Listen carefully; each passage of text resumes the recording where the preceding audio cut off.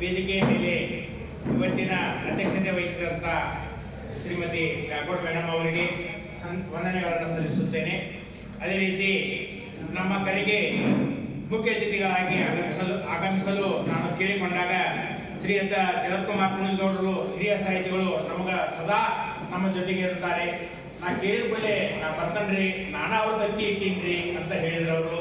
ಅವ್ರಿಗೂ ಕೂಡ ಸಂಜೆಯ ನಮಸ್ಕಾರಗಳನ್ನು ಸಲ್ಲಿಸುತ್ತಾ, ಹಿರಿಯ ಸಾಹಿತಿಗಳು ನಮ್ಮ BK ಮಲ್ಲಾಬಾದಿ ಸರ್ 32 ಬುಕ್ ಬರ್ತಾರೆ. ಅವರು ಕವನ ಸಂಕಲನ 32 ಕವನ ಸಂಕಲನ.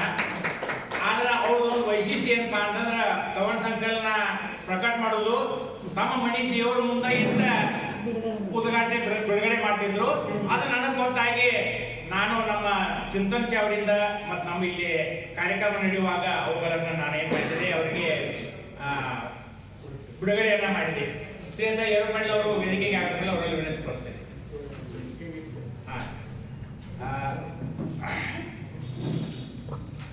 ಈಗ ನಮ್ಮ ಈ ಮುಂದಿನ ತಿಂಗಳ ಕಾರ್ಯಕ್ರಮ 9-11ಕ್ಕೆ ಮತ್ತೆ ಕವಿಗೋಷ್ಠಿ ಮುಂದುವರಿತದ. ಈಗಾಗಲೇ 12 ಮಂದಿ ಹೆಸರು ಕೊಟ್ಟಾರ. ಇನ್ನೊಂದು 8 ಮಂದಿ ಯಾರು ಅಂದ್ರೆ ಕೊಡ್ಬೋದ್ರಿ. ಆ ನಂತರ ನಮ್ದು ಜಿಲ್ಲಾ ಸಮ್ಮೇಳನ ಆರೋಗ್ಯ ಒಳಗ ಮೊನ್ನೆ ಪೂರ್ವಭಾವಿ ಸಭೆ ಹೋಗಿದ್ದೆ. ಅನುದಾನ ಇಲ್ಲ ಅಂತ ಆ ಮೀಟಿಂಗ್ ಒಳಗನ ನಾವು ಸ್ಪಷ್ಟವಾಗಿ ಹೇಳಿದ್ದು. ಅಲ್ಲಿ VS ಮಾಳೆ ಅವರನ್ನು ಸರ್ವಾಧ್ಯಕ್ಷರು ಮಾಡಿದ್ರು. ಎಲ್ಲ ಅವ್ರಿಗೆ ಒಪ್ಪಿಗೆ ಕೊಟ್ಟರು, ಅವರ ಸೂಚನೆ ಮಾಡಿದ್ರು, ಅವರು ಒಪ್ಪಿಗೆ ಕೊಟ್ಟರು ಎಲ್ಲ ಅಧ್ಯಕ್ಷಗಳನ್ನ. ಅಲ್ಲಿ ಹೋದಾಗ ಜೈನ್ ಮಂಗಲ್ ಕಾರ್ಯಾಲಯದವರು ಹೊಸವಾಗಿ ಬಂದೇನೋ ಜೈನ್ ಮಂಗಲ್ ಕಾರ್ಯಾಲಯ ಆಗಿತ್ತಂತ, ಅಲ್ಲಿ ದೊಡ್ಡ ಪ್ರಮಾಣ ಏನೋ ಇಲ್ಲಿ ಬೆಳಗಾವಿ ಜಿಲ್ಲಾದ ಒಂದು ಕಾರ್ಯಕ್ರಮ ಆಗಿತ್ತಂತ ಅವ್ರು ಉಚಿತವಾಗಿ ಕೊಡ್ಲಿಕ್ಕೆ ಆ ಒಂದು ಮಂಗಲ್ ಕಾರ್ಯಾಲಯವನ್ನ ಉಚಿತವಾಗಿ ಕೊಡ್ಲಿಕ್ಕೆ ಒಪ್ಪಿಕೊಂಡ್ರು. ಅವತ್ತನ ಪುರಸಭೆಯವರು 2 ಲಕ್ಷ ರೂಪಾಯಿ ನಾವು ಮೂವ್ಮೆಂಟ್ ಕೊಡ್ತೇವೆ ಅಂತ ಹೇಳ್ಬಿಟ್ರು. ಇನ್ನೊಬ್ಬರು ಬಾಳಪ್ಪನವರು ರತ್ನಕ್ಕ ಬಾಳಪ್ಪನವರು ನಾ ವೇದಿಕೆ ಖರ್ಚು ಇರ್ಬೋತಂತಂದ್ರು. ಹಿಂಗ ಅಲ್ಲಿ ವೇದಿಕೆ ಒಳಗೆ ತಾವ ಎಲ್ಲಾರು ನಾ ಕೊಡ್ತಾನ್ರಿ, ಇದನ್ನ ಕೊಡ್ತಾನೆ ಅಂತ ಹೇಳ್ಬಿಟ್ರು ಅವ್ರಿಗೆ. ಏನು ಉಳಿದುದ್ದೇನ ನಮಗ 60-70% ಅವತ್ತನ ನಾ ಕೊಡ್ತಾನೆ ಅಂತ ಎಲ್ಲಾರು ಹೇಳಿಬಿಟ್ರು. ಆ ನಂತರ ನಮಗೆ ಅದೊಂದು ಭಾಳ ಹಗರ ಆಯ್ತು. ಯಾಕಪ್ಪ ಅಂದ್ರೆ ಮಂಗಲ್ ಕಾರ್ಯಾಲಯ ಹೋಯ್ತು. 1ನೇ ದಿನ ಊಟ ಚಾ ನಾ ಕೊಡ್ತಾನಂತ ಒಪ್ಕೊಂಡ್ರ. ಇನ್ನೊಬ್ಬ ಜೈನ್ ಸಮಾಜದವ 2ನೇ ದಿನದ ಪೂರ್ತಿ ಊಟ ಚಾ ನಾ ಕೊಡ್ತಾನಂತ ಒಪ್ಕೊಂಡ್ಬಿಟ್ಟ. ವೇದಿಕೆ ಒಳಗನ ಒಂದು ಸಾಧಾರಣ 200 ಮಂದಿ ಅವತ್ತು ಪೂರ್ವಭಾವಿ ಸಭೆಗೆ 200 ಮಂದಿ ಬಂದಿದ್ರು. ಪುರಸಭೆ ಒಳಗೆ ಉತ್ತಮವಾದಂಥ ಪುರಸಭೆ ಒಳಗನ ಒಂದು ಮೀಟಿಂಗ್ ಅನ್ನು ಇಟ್ಟಿದ್ರು. ಅಲ್ಲಿ ಶಾಸಕರು ಬಂದಿದ್ರು. ಅವರು ಸಹಿತ ಶಾಸಕರನ್ನು ಸಹಿತ 1ನೇ ದಿನದ ಊಟ ನಾಷ್ಟ ಎಲ್ಲ ಅವರು ವಹಿಸ್ಕೊಂಡ್ರು. ಮತ್ತೆ ಇವತ್ತ ಒಂದು ಕವನ ಸಂಕಲನ ಬಿಡುಗಡೆ ಅದ. ಈ ಕವನ ಸಂಕಲನ ಹೆಂಗಪ್ಪ ಅಂತಂದ್ರೆ ನಮ್ದೊಂದು ಕಲ್ಪವೃಕ್ಷ ಅಂತ ವೇದಿಕೆ ಅದ.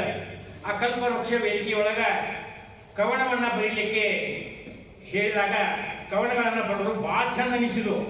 ನಮ್ಮ ಪರೀಕ್ಷರು ಮತ್ತು ಅವ್ರ ಮಿಸಸ್ ಅವರು, ನಮ್ಮ ತುಪ್ಪಲ್ ಮೇಡಮ್ ಅವರು ಅದನ್ನ ಬುಕ್ ಯಾಕೆ ಮಾಡಬಾರ್ದು ಅಂತ ನಾನು ಬುಕ್ನು ಮಾಡಿದ್ರು. ಮುಂದೆ ಅದಕ್ಕೆ ಒಬ್ರು ದೇಣಿಗೆನೂ ಕೊಟ್ಟರು ಪ್ರಕಟ ಮಾಡಲಿಕ್ಕೆ.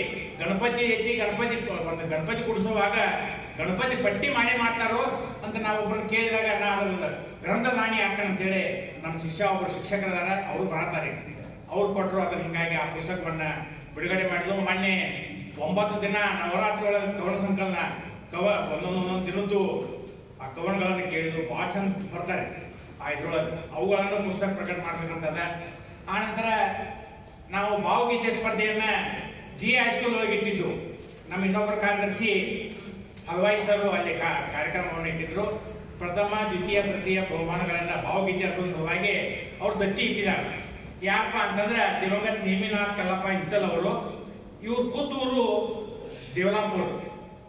ದೇವಲಾಪುರ ಅಲ್ಲೇ ಶಿಕ್ಷಕರಾಗಿದ್ದರು. ಆನಂದ ಶಿಕ್ಷಣಾಧಿಕಾರಿಗಳಾಗಿ ನಿವೃತ್ತಿ ಹೊಂದರು. ಅವ್ರದ್ದು ಇಲ್ಲಿ ಮಠದಲ್ಲಿ ಒಳಗೆ ಒಂದು ಮಣಿ ಅದ, ಇದೇ ಸಣ್ಣ ಮಣಿ ಅದ. ನಾನು ಎರಡು ಸರ್ ನನಗೆ ಹೇಳಿ ಅವ್ರೊಂದು ಹಂಗಾರ ಒಂದು ಫೋಟೋ ತೊಗೊಂಬಾರ ಅಂತಂದ್ರು. ನಾ ಹುಡುಕ್ಯಾಡಿ ಆ ಮಣಿ ಒಟ್ಟು ಕುರ್ತಾ ಹಾಡಿದ್ವಿ ಕಡಿಕರಿ. ಇಟ್ಟ ಸಿಕ್ಕಿತ್ತು ಅದು ನಮಗೆ. ಸರ್ ಅವ್ರ ಅಧ್ಯಕ್ಷರಾಗ ಇಟ್ಟ ಸಿಕ್ಕಿತ್ತು. ಅದ ಒಂದ ಫೋಟೋದ ಮೇಲೆ ಈಗೇನು ಅಲ್ಲಿ ಕುಣಿಸಿದ್ರು ಅದ ಫೋಟೋದ ಮೇಲೆ ನಾವು ದೊಡ್ಡದು ಮಾಡಿದ್ರಿ. ದೇವಲಾಪುರ ಅವರು, ನೇಮಿನಾಥ್ ಕಲ್ಲಪ್ಪ ಇಂಚಲ್ ಇವರು ಬೈಲಮ್ಮ ತಾಲೂಕಿನ ದೇವಲಾಪುರ ಗ್ರಾಮದವರು. ಬೆಳಗಾವದಾಗ ನಾವು ವಾಸ ಮಾಡ್ತಿದ್ರು. ಈಗ ಅವ್ರು ತಿಳ್ಕೊಂಡಾರ. ಅವ್ರ ಮನೆ ಒಳಗೆ ಅವ್ರ ಹೆಣ್ಮಕ್ಳು ಒಬ್ರು ಇದ್ರು. ಪಾಪ ಅವ್ರು ಕಿವಿನೂ ಕೇಳ್ತಿರ್ಕಿಲ್ಲ, ಕಣ್ಣು ಕೇಳ್ತಿರ್ಕಿಲ್ಲ. ನಾನಾ ನಿಂತಿರ್ಕಿಂತ ಮ್ಯಾಲೆ ಡಿಕ್ಯಾಟ್ ತೊಗೊಂಬಿಟ್ರಿ ಅದನ್ನು ಭಾಳ ಸಣ್ಣ ಮನೆ ಐತ್ರಿ. ಅವರು ಆಗಿನ BA BT DBE ಆಗಿದೆ. ಇವರು ಶಿಕ್ಷಣ ಇಲಾಖೆಯಲ್ಲಿ ಹೈಸ್ಕೂಲ್ ಟ್ರೈನಿಂಗ್ ಕಾಲೇಜಿನಲ್ಲಿ ಸಹಾಯಕ ಶಿಕ್ಷಕ ಮತ್ತು ಮುಖ್ಯೋಪಾಧ್ಯಾಯರೆಂದು, ಪ್ರಾಥಮಿಕ ಶಾಲೆಗಳ ಇನ್ಸ್ಪೆಕ್ಟರ್ ಎಂದು ಮತ್ತು ಸಹಾಯಕ ಶಿಕ್ಷಣಾಧಿಕಾರಿಗಳೆಂದು ಕೆಲಸ ಮಾಡಿ 1972ನೇ ಇಸ್ವಿಯಲ್ಲಿ ನಿವೃತ್ತರಾಗಿರ್ತಾರೆ. ಇವರು ತಮ್ಮ ಜೀವನದುದ್ದಕ್ಕೂ ನಿಸ್ವಾರ್ಥ ಸೇವೆಯನ್ನು ಸಲ್ಲಿಸಿ ಬೆಳಗಾವಿ ತಾಲೂಕಿನ ಒಂದೇ ವರ್ಷದಲ್ಲಿ 8-10 ಕನ್ನಡ ಪ್ರಾಥಮಿಕ ಶಾಲೆಗಳು ಹಾಗೂ ಉತ್ತರ ಕರ್ನಾಟಕ ಗ್ರಾಮಗಳಲ್ಲಿ ಬಹಳಷ್ಟು ವಾಚನಾಲಯಗಳನ್ನು, ಸಮಾಜ ಶಿಕ್ಷಣ ವರ್ಗಗಳನ್ನು ಸಹಿತ ಅವರು ಸ್ಥಾಪನೆಯನ್ನ ಮಾಡಿರುತ್ತಾರೆ. ಶಾಲಾ ಸುಧಾರಣಾ ಸಮಿತಿಯ ಉಪಾಧ್ಯಕ್ಷರಾಗಿದ್ದಾರೆ. ಅಕ್ಕಣ ಬಳಗದ ಆದ್ಯತೆ ಸಾಧ್ಯತೆಗಳ ಜವಾಬ್ದಾರಿ ವಹಿಸಿ ಕಾರ್ಯ ಮಾಡುತ್ತಾ ಹೋಗಿರುತ್ತಾರೆ. ಧಾರ್ಮಿಕ ಕಾರ್ಯಗಳು ಇವರು ಮುಖ್ಯವಾಗಿ ಧಾರ್ಮಿಕ ಅವ್ರದ್ದು ಜೈನ್ ಧರ್ಮ. ಆ ಜೈನ್ ಧರ್ಮದ ಪ್ರಕಾರ ಅಲ್ಲಿ ನಮ್ಮ ಮಠಗಲ್ಲಿ ಒಳಗೆ ಒಂದು ಮಂಗಲ ಕಾರ್ಯಾಲಯ ಐತೆ ನೋಡ್ರಿ, ಅದಕ್ಕೆ ಭಾಳ ಕೊಡುಗೆ ಕೊಟ್ಟಿದ್ದಾರೆ ಅವರು. ಜೈನ್ ಮಂಗಲ ಕಾರ್ಯಾಲಯ ಮಠಗಲ್ಲಿ ಒಳಗೆ ಒಂದು ಐತೆ ನೋಡ್ರಿ, ಅದಕ್ಕೆ ಭಾಳ ಏನು ಮಾಡಿದಾರ ಕಟ್ಟೋ ಸಲುವಾಗಿ ಅತಿ ದೊಡ್ಡ ಪ್ರಮಾಣ ದೇಣಿಗೆಯನ್ನು ಕೊಟ್ಟಿರ್ತಾರೆ. ಮುಂದೆ